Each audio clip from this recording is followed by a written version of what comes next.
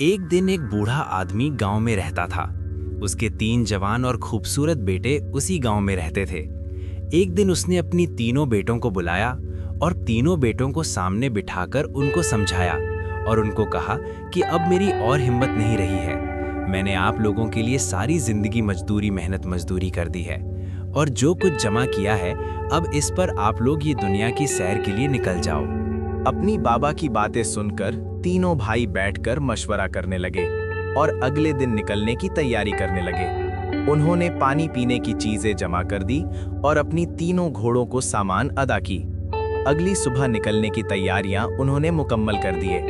अगले दिन तीनों भाई अपनी तीनों घोड़ों पर सामान लगाकर निकल गए और एक गांव और शहर की तरफ रवाना हो गए। सारा दिन सफर करते करते आखिर शाम हो गई और शाम उनकी एक जंगल में आ गई।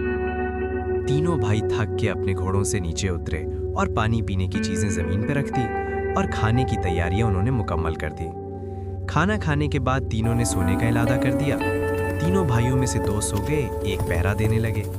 आधी रात हो गई थी, अंधेरा छा गया था। एक साइड से एक शोर की आवाज सुनाई दे गई और वहां से खतरनाक शेर निकल आया। शेर ने देखते ही पहरा देने वाली भाई के पास आने की कोशिश की और उस पर हमला करने की कोशिश की, लेकिन उसने बहादुरी के साथ शेर का हमला पसपा करके शेर को जख्मी कर दिया और उसके साथ मुकाबला करते करते शहरों शहर अपनी जख्मों की दाब ना लाकर मर गया। और फिर उन तीनों भाइयों का जो एक भाई था वो आकर अपने 2 भाइयों के पास आराम से बैठ गया। सुबह ऐसा लग रहा था जैसे कुछ भी नहीं अपने हुआ। सफर पर रवाना हो गए और अपनी तीनों घोड़ों पर बैठकर चलते चलते सारा दिन सफर करते करते उनकी दूसरी रात एक और जंगल में आ गई और तीनों ने अपनी सामान घोड़ों से उतरकर नीचे बैठ गए। खाना खाने के बाद सारी दिन की थकावट थी और 2 भाई सो गए। तीसरे के पहरे देने की बारी थी, जो उसका नंबर था।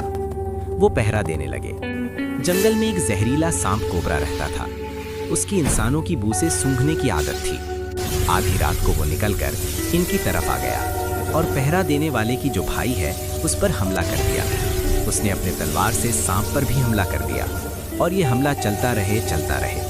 दोनों भाई आराम से सो रहे थे। फिर आखिरकार उसने सांप को मार दिया। मारते हुए